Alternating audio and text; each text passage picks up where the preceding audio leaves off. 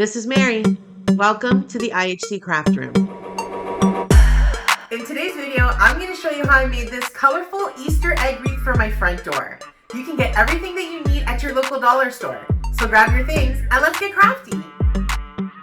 For materials, we'll begin with the 14-inch wired wreath frame, some white felt, some large plastic Easter eggs, as well as some small plastic Easter eggs, and some glitter Easter egg picks in purple, blue, pink, and yellow. For tools, we're going to start with this little hand-saving device thingy, a pair of scissors, and a glue gun. That's all we need.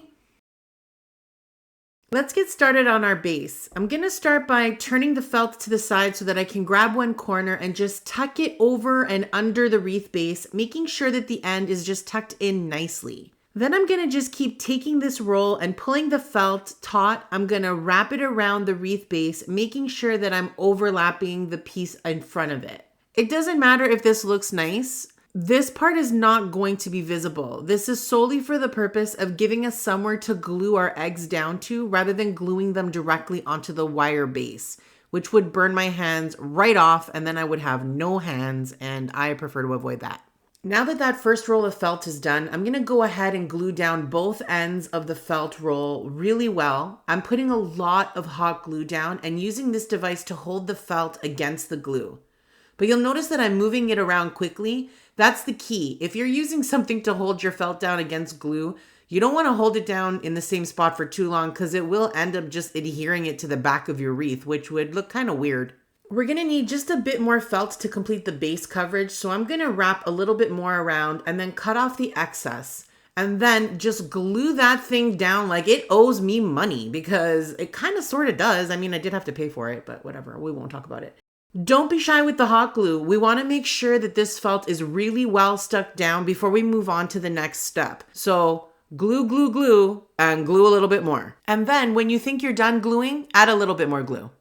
It's time to start the fun part, although I find all of this fun, so let me rephrase. It's time to start another fun part. But first, hold on. Did you just blink? Yeah, you missed it. I already glued down the orange eggs. Yeah, sorry about that. Okay, moving on. Now, in a shocking turn of events, we're gonna just, continue gluing all these eggs down.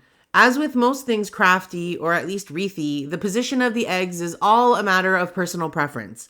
I wanted all of my eggs to be mostly pointing in the same direction, and for the large and small eggs to mix together with no real pattern or rhyme or reason.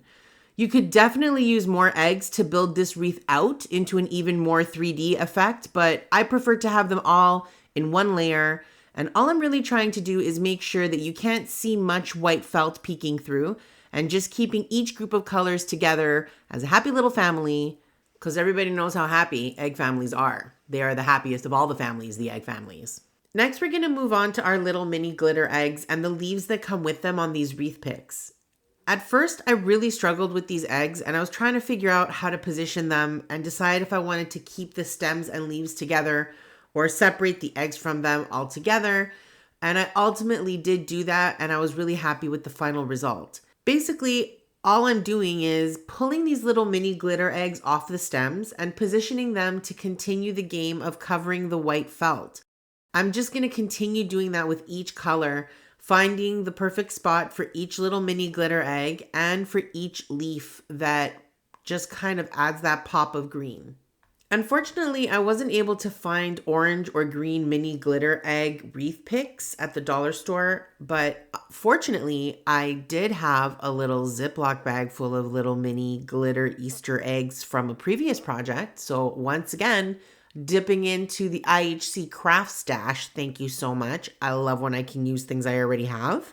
And for the final touches, we're just going to add some leaves in different spots, making sure that we have an even bit of color all around the wreath and that we've covered up any little spots we want to cover. And with that, our Easter egg wreath is ready to party. And look at her in all her glory. What a beautiful wreath. Thank you for joining me on this beginner-friendly, pastel rainbow-colored Easter egg wreath-making expedition. Santa Maria, I need a nap after that sentence.